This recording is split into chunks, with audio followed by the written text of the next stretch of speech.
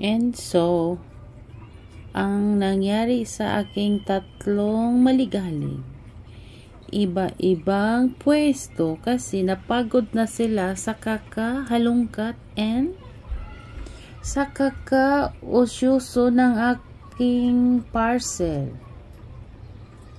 You see, si Ying naman, napagod din yan sa kakalaro kanina.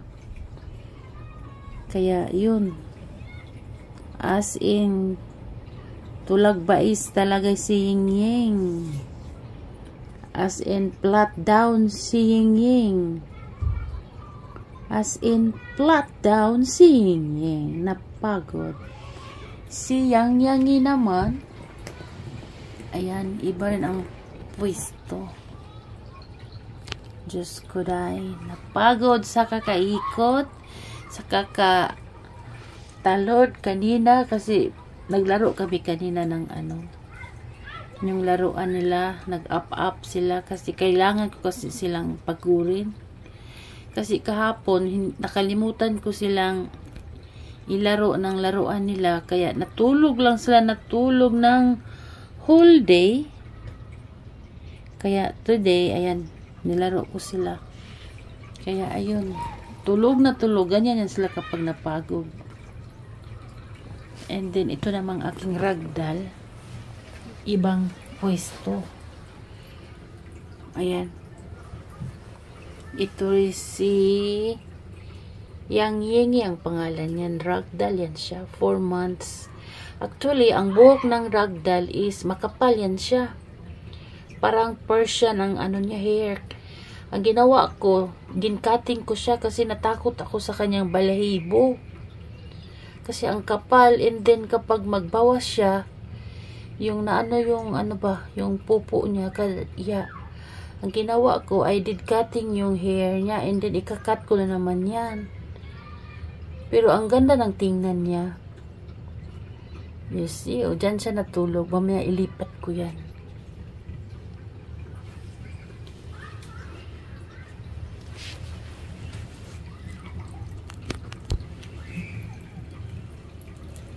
Yan. Ganda ng itsura sa ginawa ng aking mga alaga. Pagkatapos nilang ginulo ang aking parcel na ipapadala ko doon sa headquarters battalion ng aking anak doon sa kanyang mandatory for 2 years. Ayan. Flat down ang aking tatlong maligalig. Si Ying is makulit.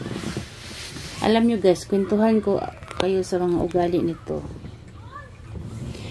Ito ay British short hair na white. Nung dumating sa bahay, 2 months pa lang siya. And then, ngayon, 2 buwan na sa bahay. So, ganyan ang itsura niya. Nung dumating siya, maliit yan siya. Pura siya ning pering-pering ba? Buangon tong Koreanang. Yung tawag yung animal house ba? Na mga pet house ba? Giwa siguro gipakaon og kuan mo na gapirig-pirig. May gani karon sa kakaalaga ko for 2 months. Ayan, na lumaki na si Ying. Yan ang itsura ni Ying. And then may vitamin pa yan sila. Kompleto yan sila. Yung mga pagkain nila, mga royal canin, mga whiskas. O see? Iba-ibang pagkain, mga mamahalin. Diyos ko day. Siguro ang monthly nito at 3 to umaabot ng uship manon, all in all. Diyos ko, kung ipunin mo yun. Iba pa yung nung vaccination.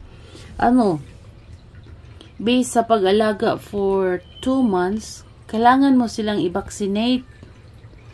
Kasi delikado yung mga rabies, tapos yung mga illness ng cat.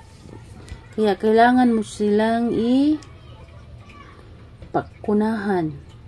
Yung una, first shot, second shot, third shot, and then pang-apat yung rabies. Kaya silang tatlo, napabakunahan ko na sila yung rabies.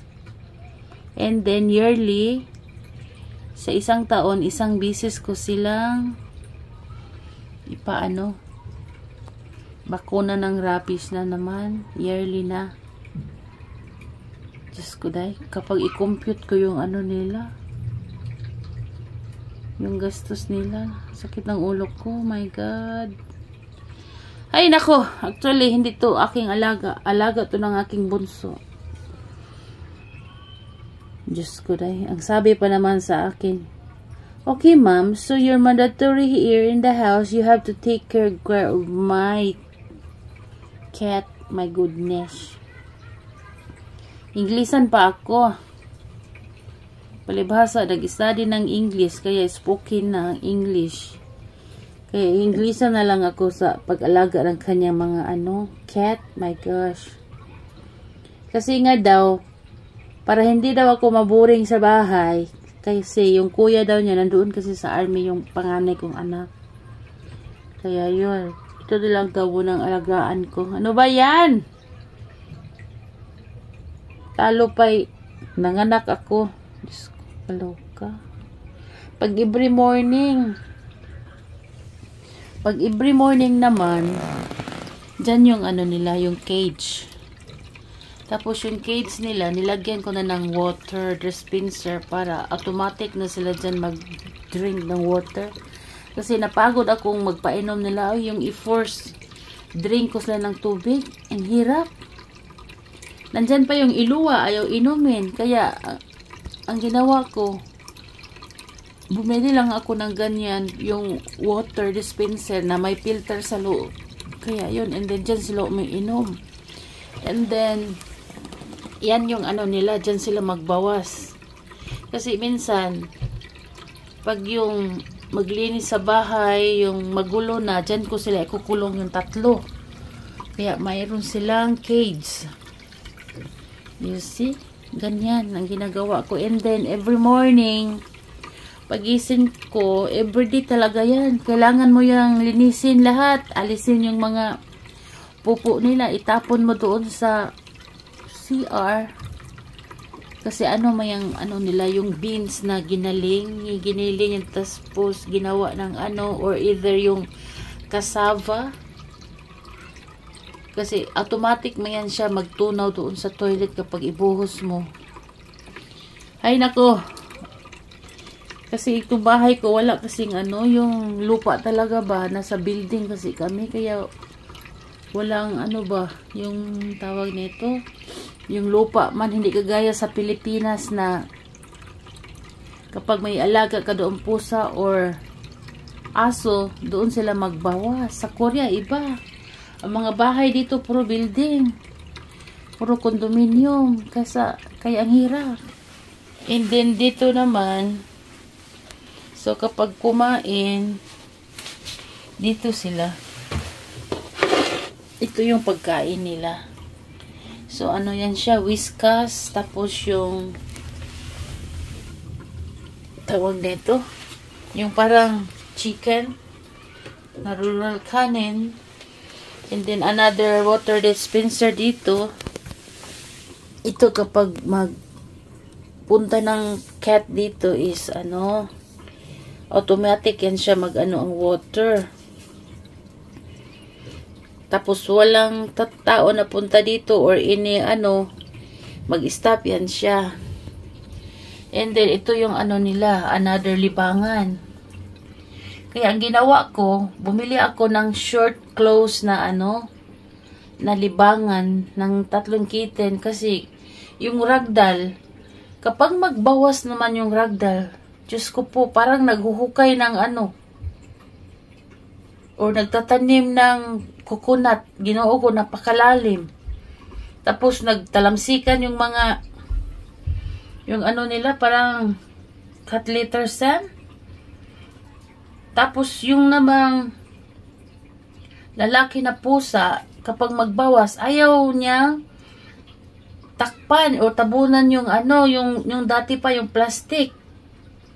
Umarte, inarte, buti ngayon, iba na. Siguro, alam siguro niya na plastic yun. Kaya bumili ako ng malaki-laki. Kaya yun, dito na yan sila buti tinatakpan nila. Ay nako, Diyos ko dahil kaluka. Ang hirap maging nani ng pusa. My gosh. Oh, ayan, oh, nag-stop na siya kasi walang motion sensor na ano. Kapag i-touch ko, ayan. Mag-ano siya, mag-open. And then, ito yung mga pagkain nila. Dito ko nilalagay. Ito yung ano, yung crunchy. Ito yung Royal Canin. And then, ito yung nabili ko sa Emart Traders nung isang araw. Bumili ako ng isang box. So, ang isang box is ano? Magkano ba yun? 3 green ata yun. Pang ano, pang 2 or 1 year. And then, iba pa yung ano, iba pa yung ganito, yung Royal Canin, yung ganito. Ito naman, pang BP cut siya from 1 year old up, from 1 month up to 1 year. Yung iba yan, mga ano, meron din yung Royal Canin na ano, ganito yung soft. Ganyan yung ano nila pagkain. You see? Iba pa rin yung crunchy. Meron parang crunchy. Yung crunchy siya na ano. Iwan, anong lasa niyan? You see? Tapos dito naman, dito ko nilalagay ang aking mga scent. Yung si Papa Jesus of Nazareth. Actually, itong ano ko, yung Papa Jesus of Nazareth, dinala ito ng aking nanay nung 5 years siya nakatira dito sa aking bahay. Yung, kasi dati-rati, doon kasi ako nagsisimba sa Quiapo, kay Papa Jesus of Nazareth. Yung iba naman yan, dyan, yung regalo ng mga Koreana sa akin kasi dito sa Korea, merong ano tawag dito?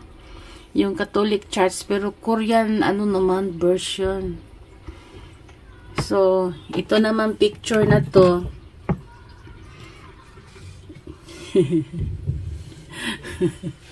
Ano ba nakain ko? Nilagay ko dito eh. Ito daw yun. Sabi ng anak ko, Ma'am Mother, ikaw yan nung dalaga ka pa. Ilang taon ba ako niyan? 24 years old yata nung nag-work pa ako sa ano, sa Makati. And then itong picture naman, hindi ko na napalitan dahil nabasag yung ano, yung ikinakasal kami sa ano, garden wedding resort doon sa Davao, sa Oasis ba yun? Yung ala Ropa Gutierrez yung wedding time na yun, maalala ko, that was year 2000 kasi parang kulang-kulang 500,000 yatang nagastos ni Koreano noong time na yun. Diyos ko, Marios. In short, pang mayaman na wedding. Hahay, buhay nga naman. And then now, we are Gurangski na. And then, mga binata na yung aking mga butsuking. Kaya, ayun. So, guys, ngayon yun lang nakita ang aking picture. Di ba, guys?